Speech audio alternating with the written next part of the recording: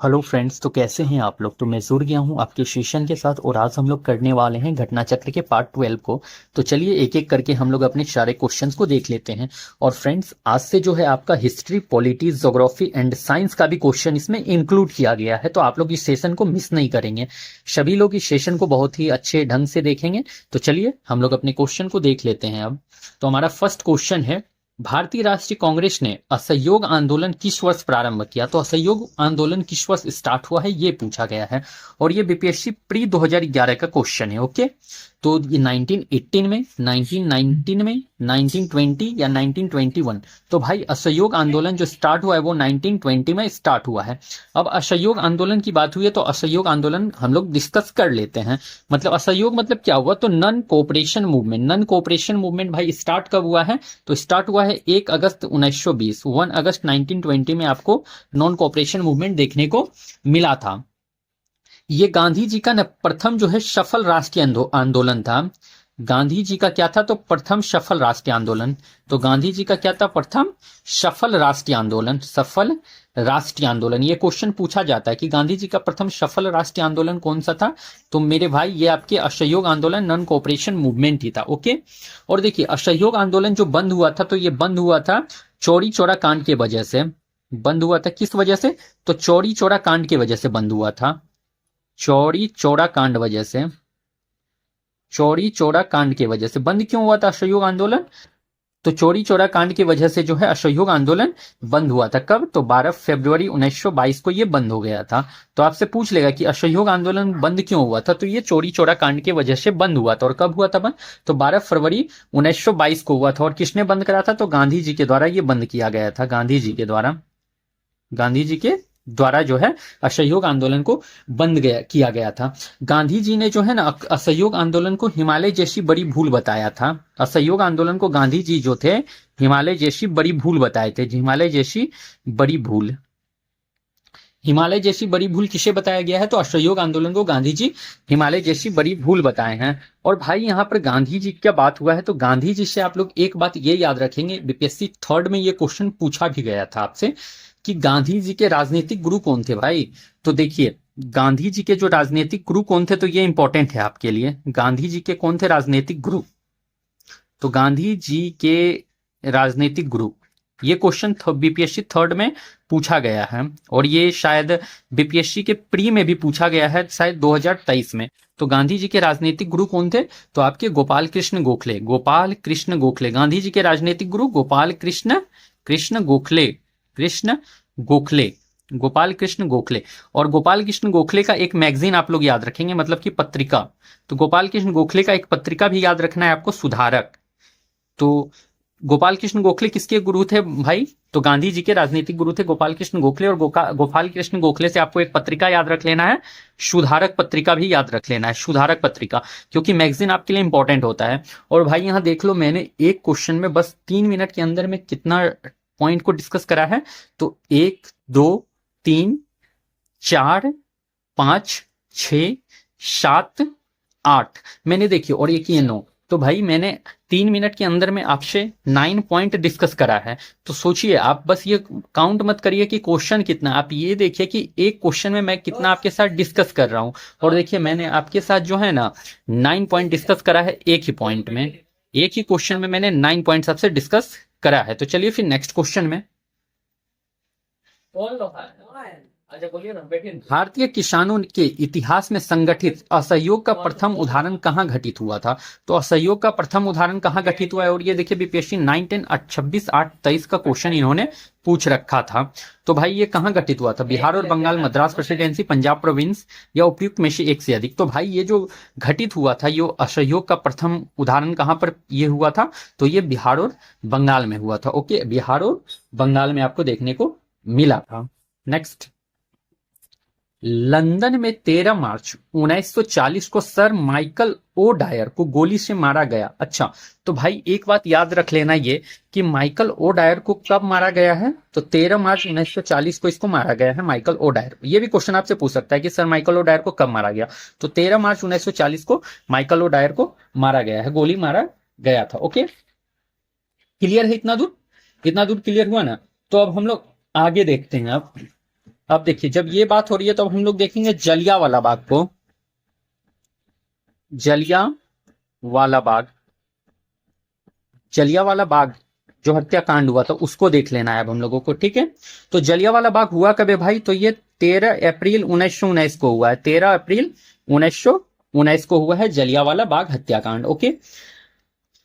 और ये आखिर जलियांवाला है कहां पर मेरे भाई? तो जलियांवाला आपका है कहां पर? तो अमृतसर पंजाब में है। अमृतसर पंजाब, अमृतसर पंजाब में है ये आपका जलियांवाला बाग। तो जलियांवाला बाग हत्याकांड कहां पर हुआ था? तो ये अमृतसर पंजाब में हुआ था। और कब हुआ था भाई? तो 13 अप्रैल 1919 को जलियांवाला बाग देखने को मिला था, ओके। एक सेकेंड फ्रेंड्स, रुकेंगे आप लोग।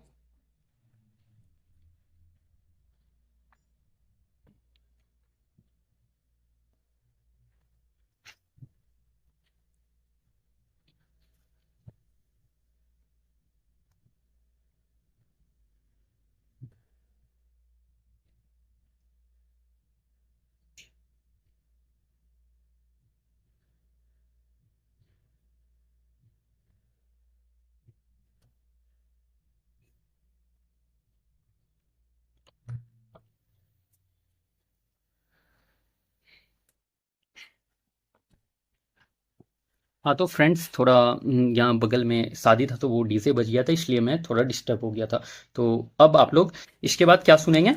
देखिए, तो जलियांवाला बाग जो है 13 अप्रैल 1919 को हमको देखने को मिला था, ओके। और ये कहाँ पर हुआ था जलियांवाला बाग? तो ये अमृतसर पंजाब में हुआ है। और ये जलियांवाला बाग हुआ क्यों, किसके विरोध में है? तो रॉलेट एक्ट के विरोध में हुआ था। रॉलेट एक्ट के विरोध में। तो रॉलेट एक्ट के विरोध में जलियांवाला बाग हत्याकांड हुआ है। और रॉलेट एक्ट क्या था भाई? तो रॉलेट एक्ट था ना कि किसी भी व्यक्ति को अरेस्ट किया जाता था बिना किसी वजह के। किसी भी व्यक्ति को अरेस्ट कर लिया जाता था, अरेस्ट किया जाता था बिना किसी वजह बताए, बिना किसी वजह के। तो बिना किसी वजह के किसी भी व्यक्ति को अरेस्ट कर लिया जाता था, ठीक है। और रॉलेट एक्ट को ही ना काला कानून कहा जाता था, काला कानून इसे कहा जाता था। बिना अपील बिना दलील वाला कानून, बिना अपील बिना वकील, बिना वकील बिना अपील, बिना वकील बिना अपील और बिना दलील वाला कानून। तो आपसे ये पूछ लेगा कि बिना अपील बिना वकील बिना दलील वाला कानून किसे कहा जाता है? तो रॉलेट एक्ट को कहा जाता था, ओके। और देखिए भाई, रॉलेट एक्ट के विरोध में ही जो हुआ था आपका जलियांवाला बाग हत्याकांड हुआ था। और देखिए ये रॉलेट एक्ट में जो थे ना, एक जो थे सैफुद्दीन किचलू और सत्यपाल, ये रॉलेट एक्ट का विरोध कर रहे थे। सत्यपाल एंड सैफुद्दीन किचलू, सत्यपाल और सैफुद्दीन किचलू जो थे, डॉक्टर सत्यपाल और सैफुद्दीन किचलू जो थे, वो रॉलेट एक्ट का विरोध कर रहे थे। तो जब विरोध कर रहे थे तो इन दोनों को अरेस्ट कर लिया गया था। तो जब अरेस्ट किया गया तो इसीलिए वहां के लोगों ने डिसाइड करा कि हम लोग जो है जलियांवाला बाग में वैशाखी के दिन जो है आंदोलन करेंगे। और उसी समय जो है माइकल ओ डायर जो है जाते हैं जलियांवाला बाग में और जलियांवाला बाग में बस एक ही रास्ता था बाहर निकलने का। और माइकल ओ डायर वहां जाते हैं और वो ऑर्डर दे देते हैं, मतलब गोली चलाने का, ठीक है। और जब गोली चलाने का ऑर्डर दे देते हैं तो वहां पर जो है 379 लोगों की मौत हो जाती है, 379 डेथ हो जाता है और 1200 जो है घायल हो जाते हैं। 1200 क्या होते हैं? तो घायल होते हैं। तो इस बात को आप लोग ध्यान में रखेंगे। आई होप कि आपको मेरा बात समझ में आ गया होगा। तो रॉलेट एक्ट के विरोध में, रॉलेट एक्ट का विरोध करने के में किसे गिरफ्तार किया गया था? तो वो आपके सत्यपाल और सैफुद्दीन किचलू को गिरफ्तार किया था। और जब सत्यपाल और सैफुद्दीन किचलू को गिरफ्तार किया गया तो लोगों ने डिसाइड करा कि हम लोग जलियांवाला बाग में आंदोलन करेंगे। और जब ये लोग जलियांवाला बाग में आंदोलन करने के लिए गए तो वहां पर जो है माइकल ओ डायर ने जो है अपने सैनिकों से जो है जलियांवाला बाग को चारों तरफ से घेर लिया और उन्होंने ऑर्डर दे दिया कि गोली चला दिया जाए। और जब वहां पर गोली चलाते हैं तो 379 लोग जो है इस जलियांवाला बाग में मारे जाते हैं और 1200 लोग घायल हो जाते हैं। आई होप कि आपको इस बार मेरा बात समझ में आ गया होगा। तो लंदन में 13 मार्च 1940 को सर माइकल ओडायर को गोली से मारा गया। तो किसने मारा था? मदन लाल ढींगरा, एम.टी. आचार्य, वी.डी. सावरकर या उधम सिंह? तो भाई ये उधम सिंह ने मारा था, उधम सिंह। और उधम सिंह ही जो वो शख्स थे, मतलब कि वो जलियांवाला बाग जब हो रहा था ना, तो उसमें एक बच्चा था जो कि बच गया था, ठीक ना। जलियांवाला बाग हत्याकांड जब हो रहा था तो उसमें एक बच्चा था, तो गोली कांड में वो बच गया था, और उसी ने जो है जाकर लंदन में माइकल ओडायर को गोली मारकर उसका हत्या कर दिया है 1940 में। ओके, आई होप क्लियर हो गया होगा। एक सेकेंड फ्रेंड्स, वेट करेंगे।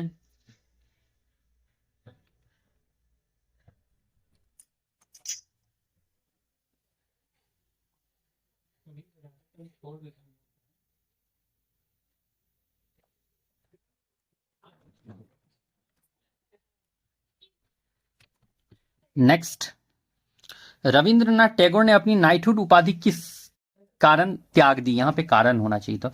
तो रविन्द्रनाथ टैगोर ने अपनी नाइटहुड की उपाधि किस कारण त्याग दी थी? सविनय अवज्ञा आंदोलन का क्रूर दमन, भगत सिंह को फांसी दिया जाना, जलियांवाला बाग हत्याकांड या चोरी चौरा की घटना? तो भाई वह जलियांवाला बाग हत्याकांड के कारण जो है नाइटहुड का उपाधि त्याग दिए थे रविंद्रनाथ टैगोर। ओके, नेक्स्ट, जलियांवाला बाग में प्रदर्शन के लिए क्यों लोग जमा हुए थे? गांधी जी और लाला लाजपत राय की गिरफ्तारी के प्रति विरोध प्रदर्शन करने, किचलू तथा सत्यपाल के बंदी बनाने के विरोध में प्रदर्शन करने, वैसाखी की प्रार्थना के लिए, पंजाब सरकार के अमनवाई कार्यकलापों के प्रति विरोध प्रकट करने?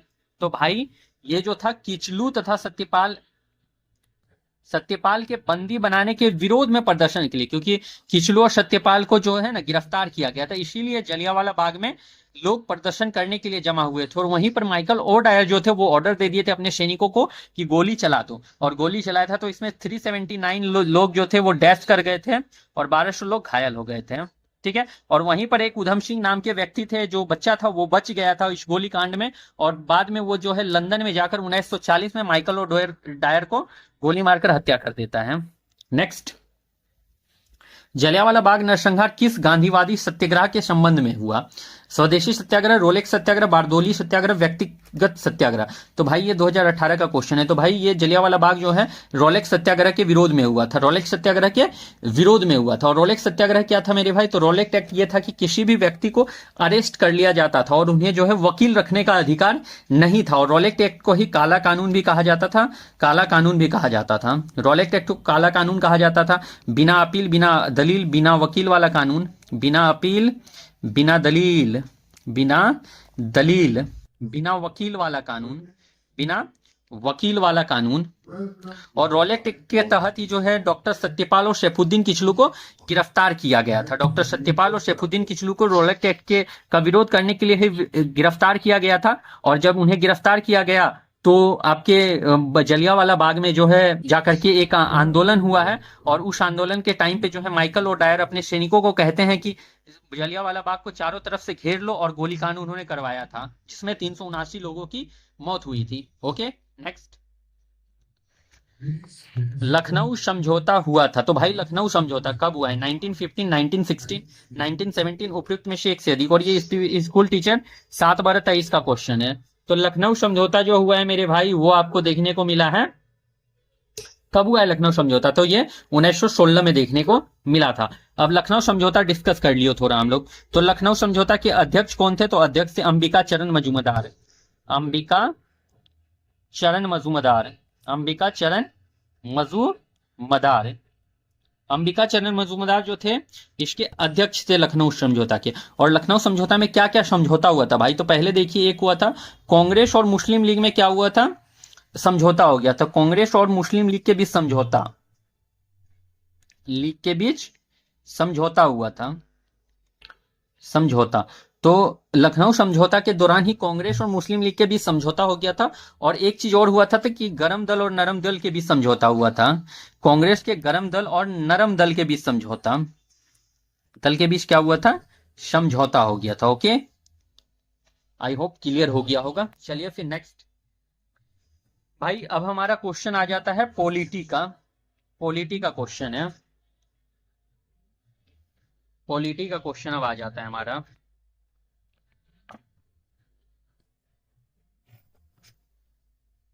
तो भाई पॉलिटी का क्वेश्चन देख लीजिए क्या है। लोकसभा का सदस्य चुने जाने के लिए एक व्यक्ति को किस आयु से कम का नहीं होना चाहिए? तो लोकसभा का सदस्य चुने जाने के लिए कितना आयु चाहिए? कम से कम 18 वर्ष, 21 वर्ष, 25 वर्ष, 30 वर्ष। तो लोकसभा का अगर पूछ ले भाई तो वो 25 वर्ष से कम का नहीं होना चाहिए। अगर कोई भी लोकसभा का चुनाव लड़ना चाहता है तो 25 वर्ष का होना ही चाहिए। और अगर राज्यसभा का पूछ ले तो राज्यसभा का 30 वर्ष चाहिए। राज्यसभा का 30 वर्ष चाहिए। राज्यसभा का कितना चाहिए? 30 वर्ष चाहिए। ओके भाई, यहाँ पे कुछ ज्यादा ही हल्ला हो रहा है तो एक सेकेंड आप लोग वेट करेंगे, मैं थोड़ा दूसरी जगह जाने का कोशिश करता हूँ। वेट करेंगे थोड़ा आप लोग।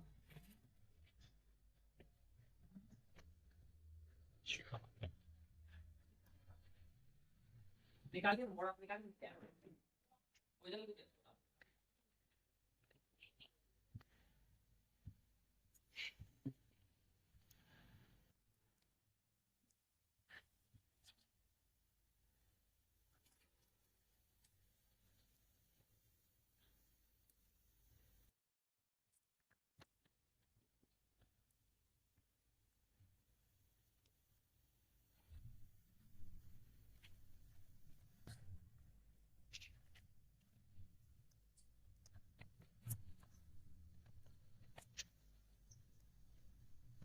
तो भाई लोकसभा में सदस्य चुने जाने के लिए व्यक्ति को किस आयु का कम से कम होना चाहिए? तो 25 वर्ष। और अगर राज्यसभा पूछ ले तो 30 वर्ष का होना चाहिए। ओके, अब लोकसभा के बारे में थोड़ा हम लोग देख लेते हैं। लोकसभा, तो लोकसभा भाई आर्टिकल कितना में आता है? तो आर्टिकल 80 में लोकसभा आता है। ओके, आर्टिकल 80 कहते हैं यार 81 में। ये डीजे ने मेरा दिमाग खराब कर रखा है यार, इतना हल्ला हो रहा है कि article 81 Lok Sabha. Okay, and Lok Sabha को अस्थाई सदन कहते हैं। अस्थाई सदन, लोकसभा को अस्थाई सदन कहा जाता है और इसे निम्न सदन भी कहा जाता है। लोकसभा को निम्न सदन भी कहा जाता है। निम्न सदन, इसे जनता का सदन भी कहते हैं। जनता का सदन, तो लोकसभा को जनता का सदन भी कहा जाता है। लोकसभा में अधिकतम सीट कितना हो सकता है? तो अधिकतम 500 सीट, 552 सीट। अधिकतम सीट कितना हो सकता है लोकसभा में? तो 552। और प्रेजेंट टाइम में लोकसभा में कितना सीट है भाई? तो प्रेजेंट में लोकसभा में 543 सीट है। 543 सीट है लोकसभा में प्रेजेंट टाइम में। ओके, इसमें एज कितना चाहिए? अगर किसी को भी लोकसभा का मेंबर बनना हो तो एज कितना होना चाहिए? तो कम से कम 25 साल का होना चाहिए। एंड कार्यकाल कितने वर्ष का होता है? तो सदस्य का कार्यकाल जो मेरे भाई वो होता है 5 ईयर्स का। 5 ईयर्स का। अब लोकसभा के बाद हम लोग डिस्कस कर लेंगे थोड़ा राज्यसभा के बारे में। राज्यसभा के बारे में अब हम लोग डिस्कस कर लेते हैं थोड़ा। राज्यसभा, तो भाई आज देखो थोड़ा डीजे की वजह से मैं डिस्टर्ब हो रहा हूं, तो हो सकता है थोड़ा सा आप लोगों को आवाज में थोड़ा सा क्वालिटी सही ना जाए, ठीक है, क्योंकि बहुत ज़्यादा ही साउंड में डीजे इन्होंने बजा रखा है, तो इस वजह से थोड़ा प्रॉब्लम क्रिएट हो रहा है। ठीक है, तो थोड़ा आज आप लोग मैनेज करेंगे। तो देखिए राज्यसभा में जो है आर्टिकल 80 में आता है राज्यसभा आपका, ठीक है। और इसको जो है ना अस्थाई सदन कहा जाता है। अस्थाई सदन, ये कभी भी भंग नहीं होता है। राज्यसभा को अस्थाई सदन कहते हैं, ये कभी भी भंग नहीं हो सकता है। इसे उच्च सदन भी कहते हैं। राज्यसभा को उच्च सदन भी कहा जाता है। इसे राज्यों का सदन भी कहा जाता है। राज्यों का सदन, राज्यों का सदन भी कहा जाता है।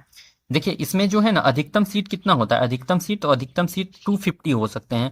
राज्यसभा का अधिकतम सीट कितना हो सकता है? तो 250 तक हो सकता है। और प्रेजेंट टाइम में सीट कितना हो है भाई? तो प्रेजेंट में जो सीट है वो 245 है। इसमें जो देखिए एज जो है आपका कम से कम 30 साल का होना चाहिए। अगर आपको राज्यसभा का मेंबर बनना है तो आपको कम से कम 30 साल का होना ही चाहिए। 30 ईयर्स का कम से कम आपको होना चाहिए अगर आप इसका मेंबर बनना चाहते हैं। इसमें देखिए मेंबर का कार्यकाल कितने दिन का होता है? राज्यसभा में मेंबर का कार्यकाल कितने साल का होता है? तो मेंबर का कार्यकाल जो है मेरे भाई वो 6 साल का होता है। मेंबर का कार्यकाल 6 साल का। लेकिन अगर पूछ ले क्या चुनाव का कार्यकाल, इलेक्शन का कार्यकाल कितने का साल का होता है? इलेक्शन कार्यकाल, तो इलेक्शन का कार्यकाल जो है 2 साल का होता है। तो इलेक्शन का कार्यकाल 2 साल का होता है। ओके, आई होप आपका क्लियर हो गया होगा। चलिए फिर नेक्स्ट स्लाइड में। लोकसभा चुनाव का कोई प्रत्याशी अपनी जमानत खो देता है यदि उसे प्राप्त न हो सके। तो उसे कितना प्राप्त नहीं होगा तो वो जमानत अपना जब्त कर देगा। कहते हैं ना कि जमानत जब्त हो गया उसका, तो कितना उसको नहीं प्राप्त होगा? तो वेद मतों का 1/3, वेद मतों का 1/4, वेद मतों का 1/5, उपयुक्त में से कोई नहीं। तो भाई यहाँ पे जो होगा ये इसमें जो है उपयुक्त में से कोई नहीं है, तो कितना उसको मिलना चाहिए? अगर अगर जो है ना वेद मत का जो है 1/6 अगर उसे नहीं मिलता है तो उसने अपना जमानत, वेद मत का 1/6 अगर नहीं मिलता है उसे वोट, तो समझिए उसका जमानत जब्त हो गया। ओके, वेद मत का 1/6 अगर नहीं मिलता है तो। नेक्स्ट, प्रत्येक राज्य में लोकसभा की सीटों का निर्धारण परिसीमन आयोग द्वारा किया जाता है। इस परिसीमन को किस किस वहां क्या हो भाई तक रोक दिया है? अच्छा, वर्ष यहाँ पे होना चाहिए था। किस वर्ष तक रोक दिया गया है? 2024, 2025, 2026, 2027? री एग्जाम 2022 का क्वेश्चन इन्होंने पूछ रखा था, तो भाई 2026 तक रोक दिया गया है। नेक्स्ट, प्रत्येक राज्य में लोकसभा सीटों का निर्धारण, अच्छा ये सेम क्वेश्चन हो गया, तो इसे 2026 तक रोक दिया गया है। ओके, नेक्स्ट, लोकसभा को कार्यकाल पूरा होने के पहले भंग किया जा सकता है। अच्छा, तो लोकसभा को कार्यकाल पूरा होने के पहले भंग किया जा सकता है ये, हाँ तो देखो भंग तो किया जा सकता है, तो राष्ट्रपति द्वारा स्वविवेक से, प्रधानमंत्री द्वारा स्वविवेक से, लोकसभा अध्यक्ष द्वारा स्वविवेक से, प्रधानमंत्री की सिफारिश पर राष्ट्रपति द्वारा। तो भाई लोकसभा भंग होगा बट प्रधानमंत्री की सिफारिश पर राष्ट्रपति करेंगे, राष्ट्रपति की सिफारिश पर, प्रधानमंत्री की सिफारिश पर जो है राष्ट्रपति भंग करते हैं लोकसभा को। इस बात को ध्यान में रखना आप लोग। नेक्स्ट, कौन सा राज्य सबसे अधिक प्रतिनिधि लोकसभा में भेजता है? तो भाई लोकसभा में सबसे अधिक जो प्रतिनिधि जो जाते हैं, मेंबर जाते हैं, वो बिहार से, मध्य प्रदेश से, पश्चिम बंगाल से, उत्तर प्रदेश से। 97-98 का क्वेश्चन है। तो देखिए यूपी से सबसे ज्यादा जो है लोकसभा में मेंबर जाते हैं। और जो एक राज्यसभा भी याद रखें कि राज्यसभा में भी जो है मेंबर वो भी जो है आपके उत्तर प्रदेश से ही जाते हैं। राज्यसभा में भी जो मेंबर सबसे ज्यादा जो है वो यूपी से ही जाते हैं। राज्यसभा और लोकसभा दोनों जगह जो मेंबर सबसे ज्यादा यूपी से ही जाते हैं। ओके, उसके बाद एक बात और आप लोग ध्यान में रखेंगे भाई कि लोकसभा में सबसे ज्यादा तो चला जाता है यूपी से। ओके, वेस्ट बंगाल से कितना मेंबर जाता है लोकसभा में? तो वेस्ट बंगाल से लोकसभा में 42 मेंबर जाते हैं। ठीक है, और बिहार में कितने मेंबर जाते हैं लोकसभा में? बिहार में कितने मेंबर जाते हैं लोकसभा में? तो 40 मेंबर जाते हैं। ठीक है, 40 मेंबर जो है बिहार में लोकसभा में जाते हैं।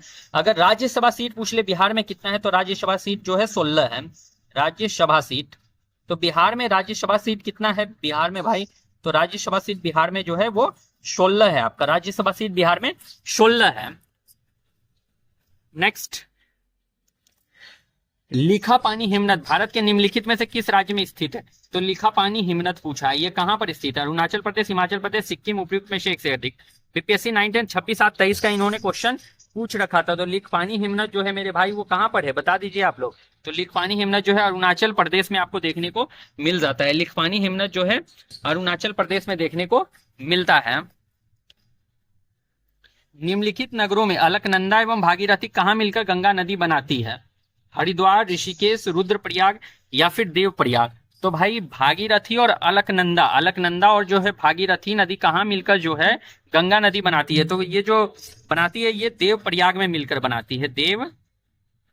देवप्रयाग में मिलकर बनाती है, देवप्रयाग में। ओके, अच्छा, रुद्रप्रयाग से आप लोग क्या याद रखेंगे भाई? तो अलकनंदा और मंदाकिनी, अलकनंदा और मंदाकिनी, अलकनंदा और मंदाकिनी, मंदाकिनी। और एक याद रखेंगे आप लोग, अलकनंदा और नंदाकिनी। अलकनंदा प्लस नंदाकिनी किसका निर्माण करती है? तो अलकनंदा और नंदाकिनी जो है नंदा प्रयाग का निर्माण करती है, नंदा प्रयाग का निर्माण करती है। उसके बाद एक याद ये भी रखना है कि भागीरथी और अलकनंदा, भागीरथी और अलकनंदा जो है, अलकनंदा वो जो है देव प्रयाग का निर्माण करती है, देव प्रयाग का निर्माण करती है। इस बात को भी ध्यान में रख लेना आप लोग। ओके, चलिए फिर नेक्स्ट क्वेश्चन में। भाई आज जो मैं बहुत ही डिस्टर्ब हो रहा हूँ यार इस डीजे की वजह से। भारत में युरलुंग जंगबो नदी को किस नाम से जाना जाता है? तो भारत में युरलुंग जंगबो नदी को किस नाम से जानते हैं? गंगा, सिंधु, ब्रह्मपुत्र, महानदी। तो भाई युरलुंग जंगबो नदी जो है ये ब्रह्मपुत्र नदी को कहा जाता है। युरलुंग जंगबो नदी ब्रह्मपुत्र नदी को कहा जाता है। और ब्रह्मपुत्र नदी का उद्गम कहाँ है भाई? ये तो जानना जरूरी है ना। ब्रह्मपुत्र नदी का उद्गम कहाँ है? तो मानसरोवर झील, तिब्बत के मानसरोवर झील से। तिब्बत के क्या है? तो मानसरोवर झील से, मानसरोवर झील। तो तिब्बत के मानसरोवर झील से जो है ब्रह्मपुत्र नदी का उद्गम होता है। और ये कितना किलोमीटर का है भाई? तो ब्रह्मपुत्र नदी जो है टोटल 2900 किलोमीटर तक बहती है। ओके। और तिब्बत में ब्रह्मपुत्र नदी को शांगपो कहा जाता है। तिब्बत में शांगपो, आपसे पूछ लेगा कि तिब्बत में ब्रह्मपुत्र नदी को क्या कहा जाता है, तो शांगपो कहते हैं। तिब्बत में ब्रह्मपुत्र नदी को शांगपो कहते हैं।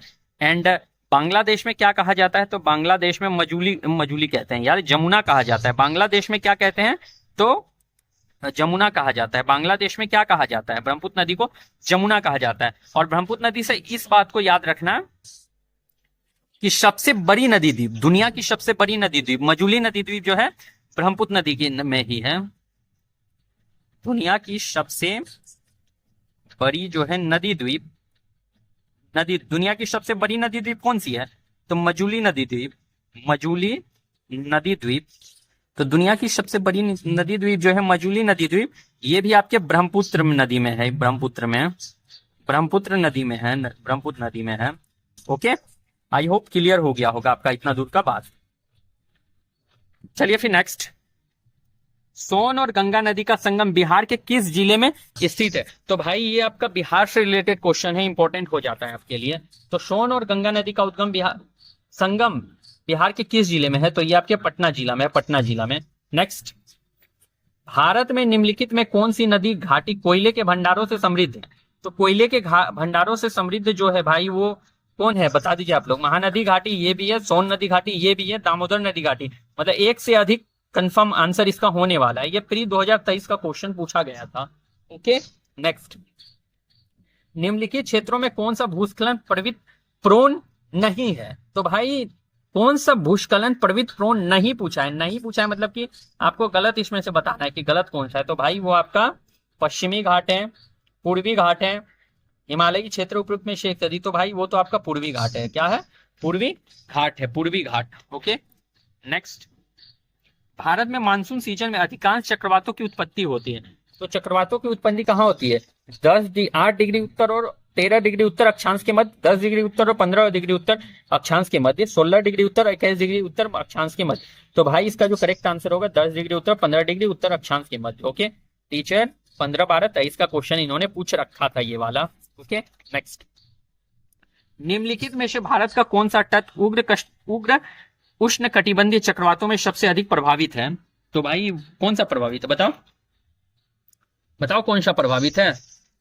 मालाबार, कोरोमंडल, कोंकण, उपयोग में से अधिक। तो प्रभावित मेरे भाई वो जो सबसे ज्यादा आपका कोरोमंडल तट सबसे ज्यादा प्रभावित है। नेक्स्ट, जब बहता पानी चिकनी मिट्टी को काटता है और गहरे चैनल बनाता है तो क्या कहते हैं? तो जब बहता पानी जो है ना मिट्टी को काट दे तो उसे कहा जाता है गली कटाव, कहा जाता है भाई, गली कटाव कहते हैं उसे, गली कटाव। और बीपीएससी टीचर 11, 12, 15-12-23 का क्वेश्चन इन्होंने पूछा था। ओके, चलिए फिर नेक्स्ट क्वेश्चन में। और भाई हमारा क्वेश्चन आ गया किसका, तो हमको अब क्वेश्चन मिलता है यहाँ पर साइंस का क्वेश्चन मिल जाता है। और साइंस में मैंने फिजिक्स का क्वेश्चन ले रखा है, फिजिक्स का। दाब की इकाई क्या है? तो दाब की इकाई न्यूटन वर्ग metre, newton metre, newton metre. तो दाब की इकाई जो है मेरे भाई वो न्यूटन वर्ग मीटर है और इसे ही पास्कल भी कहा जाता है। तो पास्कल भी कहते हैं, इसे पास्कल भी कहा जाता है। दाब की इकाई न्यूटन वर्ग मीटर, इसे ही पास्कल भी कहा जाता है। अच्छा, अगर आपसे पूछ लेगा न्यूटन मीटर किसकी इकाई है, तो ये टॉर्क का यूनिट है, न्यूटन मीटर। टॉर्क का यूनिट क्या है, तो न्यूटन मीटर। ओके, अगर आपसे पूछ लेगा न्यूटन किसका यूनिट है, तो फोर्स का यूनिट है न्यूटन, मतलब कि बल। फोर्स का यूनिट क्या है, तो न्यूटन है। ओके, नेक्स्ट, निम्नलिखित में कौन सी अदिश राशि है? तो भाई अदिश राशि कौन सा है? तो पहले आपको यह जानना जरूरी है कि अदिश राशि का मतलब होता क्या है। तो देखो अदिश राशि मतलब क्या हुआ, जिसमें कि सिर्फ और सिर्फ मैग्नीट्यूड हो, ओनली मैग्नीट्यूड रहे, ओनली मैग्नीट्यूड, इसमें डायरेक्शन नहीं होता। अदिश राशि में क्या होगा, सिर्फ मैग्नीट्यूड होगा, डायरेक्शन नहीं होगा। इसमें एग्जाम्पल क्या क्या आ जाएंगे भाई, तो एग्जाम्पल में आ जाता है जैसे आयतन आ जाएगा, आयतन, दाब, चाल, दूरी, आयतन, चाल, दाब, दूरी। तो ये सब अदिश राशि में। अगर आपसे सदिश राशि पूछ ले भाई, सदिश राशि, तो सदिश राशि का मतलब क्या होता है? सदिश राशि वो है जिसमें कि डायरेक्शन और मैग्नीट्यूड दोनों हो, डायरेक्शन एंड मैग्नीट्यूड, मैग्नीट्यूड। तो डायरेक्शन और मैग्नीट्यूड दोनों होगा तो उसे सदिश राशि कहा जाता है। ओके, और एग्जाम्पल इसके क्या क्या है एग्जाम्पल, तो भाई इसमें ले लो बल, वेग, विस्थापन, बल, वेग, विस्थापन। त्वरण संवेग, त्वरण ले लो, बल वेग विस्थापन त्वरण। तो यहाँ कौन सी अदिश राशि है पूछा है, यहाँ पे कौन सी अदिश राशि है भाई यहाँ पूछा है, तो अदिश राशि इसमें से कौन सी है बता दो। आपका बल है, दाब है, वेग है, तो भाई दाब है यहाँ पे ना, दाब है। नेक्स्ट, यदि धरती की घूमने की गति घूर्णन बढ़ा दी जाए तो भूमध्य रेखा पर पिंड का वजन, तो पिंड का वजन क्या होगा, बढ़ जाएगा, घट जाएगा, कोई परिवर्तन नहीं होगा, 2 गुना हो जाएगा। प्री एग्जाम 2022 में क्वेश्चन ये वाला पूछ रखा था इन्होंने, तो भाई वो घट जाएगा। यदि धरती के घूमने की गति बढ़ा दी जाए तो भूमध्य रेखा पर पिंड का वजन क्या होगा, वो घट जाएगा। ऑप्शन नंबर बी हमारा करेक्ट होने वाला है। नेक्स्ट, निम्नलिखित में कौन सा न्यूटन के गति के तीसरे नियम का उपयोग करता है, तो न्यूटन के गति के तीसरे नियम का उपयोग पूछ रहा है। तीरंदाजी, वेंचुरी मीटर, अंतरिक्ष रॉकेट, उपयुक्त में से एक से अधिक। और देखो बीपीएससी टीचर 11, 12, 15, 12, 23 का क्वेश्चन इन्होंने पूछ रखा था ये वाला। तो भाई वो जो आपके न्यूटन के थर्ड लॉ का जो यूज करता है वो आपके तीरंदाजी में यूज करता है, तीरंदाजी में। ओके, नेक्स्ट, रासायनिक गुणों को अपरिवर्तित रखते हुए एक परमाणु नाभिक में जोड़े जाने वाले कण हैं न्यूट्रॉन, इलेक्ट्रॉन, प्रोटॉन, उपयुक्त में से एक से अधिक। बीपीएससी टीचर 11, 12, 15, 12, 2023 का क्वेश्चन इन्होंने पूछ रखा था ये वाला। तो रासायनिक गुणों को अपरिवर्तित रखते हुए एक परमाणु नाभिक में जोड़े जाने वाले कण है, तो उसे न्यूट्रॉन कहते हैं, न्यूट्रॉन। ओके, चलिए फिर नेक्स्ट।